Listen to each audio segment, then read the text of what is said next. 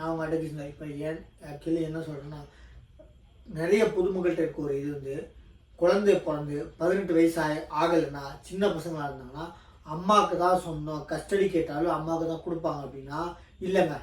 Actually பொண்ணாக இருந்தாங்கன்னா 1% யோசிப்பாங்க அவங்க அப்பா எப்படி.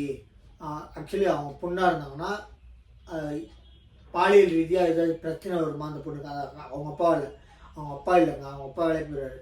போயிட்டாங்கன்னா சப்போஸ் அவங்க அப்பாவால் இல்லை வெளியாளுங்களால் இவங்க அப்பா வச்சுருந்தாங்கன்னா பாலியல் ரீதியாக துன்புறுத்தல் ஆகாமல் அந்த பொண்ணு பசங்க கரெக்டாக இருப்பாங்களா, இந்த அவங்க அப்பாவால் பார்த்துக்க முடியுமா அப்படின்னு பார்ப்பாங்க. ஆனால் இப்போ ஒரு கேஸ் பாருங்கள், என்னென்னு பார்த்தீங்கன்னா அப்பாக்கே கொடுத்துருக்காங்க. இது லேண்ட்மார்க் ஜட்ஜ்மெண்ட்டுங்க. ஆக்சுவலி என்னென்னா அவங்க அப்பாவுக்கு அதில் முடியும் கஸ்டடி பார்த்துக்கிறது. 2 பேரும் மனசால் ஒத்து போயிட்டா வரல கோர்ட் வராது முன்னாடி. ஏன்னா கோர்ட்டே என்ன சொல்கிறாங்கன்னா மனசால் நீங்களே ஒத்து போயிட்டேன்னு ரொம்ப நம்ம நல்லதுங்க, எல்லாருக்கும் மிச்சம் டைம் அப்படின்னு கோர்ட் டைம் வேஸ்ட் பண்ணாதீங்க அப்படின்ட்டாங்க. என்னென்னு பார்த்தீங்கன்னா இந்த இதில் சைல்டு கஸ்டடி பிள்ளையோட கஸ்டடியை அப்பா கிட்ட கொடுத்துருக்காங்க. சுப்ரீம் கோர்ட் என்னென்னு பார்த்தீங்கன்னா வெல்ஃபேர் அவங்க குழந்தையோட நல்லதுக்காக பிள்ளைங்க அப்பா கிட்ட கொடுத்துருக்காங்க. நிறைய கேஸில் நடக்குங்க. ஆக்சுவலி சும்மா கேட்டால்னா இப்போது லேடிஸ்க்கு நிறைய பேர் ஆகுனா கல்யாணம் ஆச்சுன்னா ஏதாவது சின்ன சின்ன சண்டை இருந்துச்சுன்னா நான் கேட்டதை பண்ணு, நான் சொல்கிறத பண்ணு, இல்லைன்னா நான் டைவர்ஸ் கேட்பேன், உன் குடும்பத்து மேலே வரதட்சணை குடும்பம் போடுவேன் ஆகுனா ஒரு ஈஸியாக தெரிஞ்சுருக்காங்க. இப்போ சுப்ரீம் கோர்ட்டு அதை முன் வந்து எல்லா கோர்ட்டுகளுக்கும் டைரக்ஷன் கொடுத்துருக்காங்க. ஆக்சுவலி சொந்தக்காரங்க கல்யாணத்துக்கு வந்தவங்களெல்லாம் போட முடியாது. நிஜமாலுமே தப்பாக இருந்துச்சுன்னா அவங்க தப்பு செஞ்சாங்கன்னு பக்கா எவிடன்ஸ் இருந்துச்சுன்னா 2 மாதம் போலீஸுங்க டைம் கொடுங்க.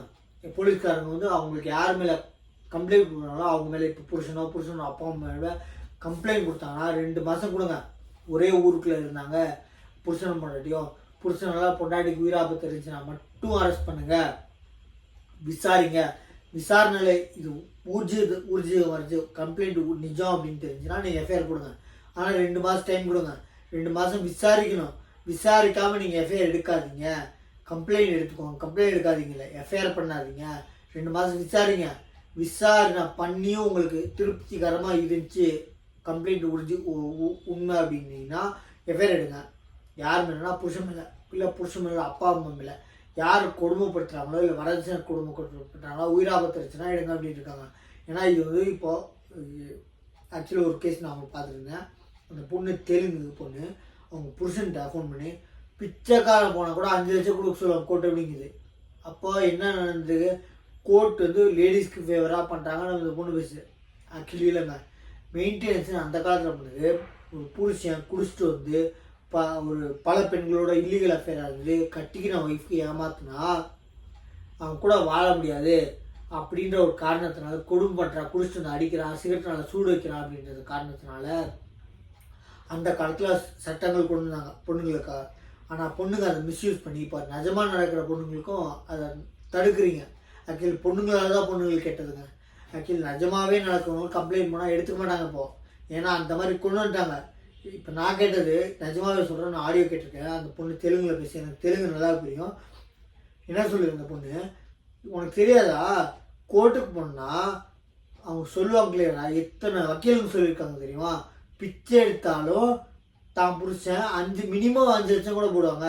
மினிமம் 5 லட்சம் தான் போடுவாங்க, அதுக்கு மேலே கூட போடலாம். மினிமம் 5 லட்சத்துக்கு கம்மியாக போடும். பிச்சைக்காரனே கொடுக்கும்போது நீ சம்பாதிக்கிற, அப்போ உனக்கு கொடுக்க முடியாதுன்னு ஒரு மேட்டல். இது ஒரு மேட்டல் என்னன்னு பார்த்தீங்கன்னா ஆக்சுவலாக அந்த காலத்தில் கொண்டு வந்தது மெயின்டெனன்ஸ்னால் அவங்கள வாழ்வாதாரத்துக்கும் அவங்க உரிமைக்கு அவங்க வாழ்கிறதுக்கான ஒரு காசு சரிங்களா, அதை மெயின்டைன் பண்ணுறதுக்கு தான் புருஷங்களுக்கு போட்டாங்க அந்த சட்டம் ஒன்று இருந்தது. ஆனால் வரதட்சணை குடும்பம் கேட்டாங்க அதுக்காக. இப்போ மிஸ்யூஸ் பண்ணுறாங்கன்னு சுப்ரீம் கோர்ட் ரொம்ப நடவடிக்கை எடுத்துருக்காங்க. எஃப்ஐஆர் உடனே பதிவு செய்யாதீங்க, 15 2 மாதம் டைம் கொடுங்க, 2 மாதம் டைம் கொடுத்து பதிங்க, எஃப்ஐஆர் போடுங்க. எஃப்ஐஆர் 2 மாதத்தில் நீங்கள் பக்கா ப்ரூவ் ஆச்சுன்னா, எவிடன்ஸ் இருந்துச்சுன்னா, விசாரணையில் ஓகே அப்படின்னு உங்களுக்கு உண்மை தெரிய வச்சுன்னா எஃப்ஐஆர் போடுங்க. எஃப்ஐஆர் போட்டு அரெஸ்ட் பண்ணால் அவங்களுக்கு உயிராபத்து இருந்துச்சுன்னா மட்டுமே அரெஸ்ட் பண்ணுங்கள் அப்படி இருக்காங்க. பல சட்டங்கள் கொண்டு வந்துட்டாங்க. அதாவது நீங்கள் மிஸ்யூஸ் பண்ண சட்டங்கள் ரொம்ப கடுமையாகும். ஆக்சுவலி என்னன்னா இருக்குங்க, அங்கேயும் இங்கேயும் ஒன்று நடந்துருக்கு. இப்போ எல்லா இடத்துலையும் நடந்துருந்தது 195% நடந்துருந்துங்க. இப்போது 100க்கு இன்னொரு என்ன நடக்குது இல்லைங்கள நடக்குது. ஆனால் காது வச்சு மாதிரி ரொம்ப சைலண்டாக கேட்டுருக்காங்க. அதாவது ரொம்ப ரேருங்க. கேட்டிருக்குது. இப்போ வரதட்சணைன்றது ரொம்ப கம்மியாகி கம்மி இல்லைங்க, ரொம்ப ரொம்ப கம்மியாகிடுச்சு. ஆக்சுவலி பொண்ணுங்க இப்போது மேலே வந்துட்டாங்க, சம்பாதிக்கிறாங்க. ஆனால் மிஸ்யூஸும் ரொம்ப ஜாஸ்தி பண்ணுறாங்க. இந்த வரதட்சணை கொடுமைன்ற இருக்கிறத ஒன்று வச்சுட்டு நிறைய பசங்களை ஏமாத்துறாங்க. இன்னொன்றுனா கல்யாணம் பண்ணிட்டு டைவர்ஸு, வரதட்சணை கொடுமை, அலிமணி. இன்னொன்று நெக்ஸ்ட் கல்யாணம், 3வது கல்யாணம், 4வது கல்யாணம். ஃபஸ்ட்டெல்லாம் ஒரு கல்யாணம் டைவர்ஸ் பண்ணுறதுக்கு யோசிச்சாங்க. இப்போலாம் 4-5 கல்யாணம் டைவர்ஸ் பண்ணிட்டு டைவர்ஸ் பண்ணிக்கிறாங்க. ஏன்னா ஒவ்வொரு புருஷன்ட்டும் மெயின்டெனன்ஸு, அலிமணி, ஜீவனாம்சம் வாங்கிட்டு கல்யாணம் டைவர்ஸ் பண்ணுறாங்க. நான் 5வது கல்யாணம் ஒரு பொண்ணை பார்த்தேன். நான் வந்து மாப்பிள்ளைக்கு போனேன். மாப்பிள்ளை வந்து 3வது கல்யாணம், பையன் வந்து 5வது, பொண்ணு வந்து 5வது கல்யாணம். அப்போ பார்த்துக்கோங்க நாடு எங்கே மோசமாக போயிட்டுருக்குன்னு. நம்ம சேனலை சப்ஸ்கிரைப் பண்ணி பாருங்கள். தேங்க்யூ.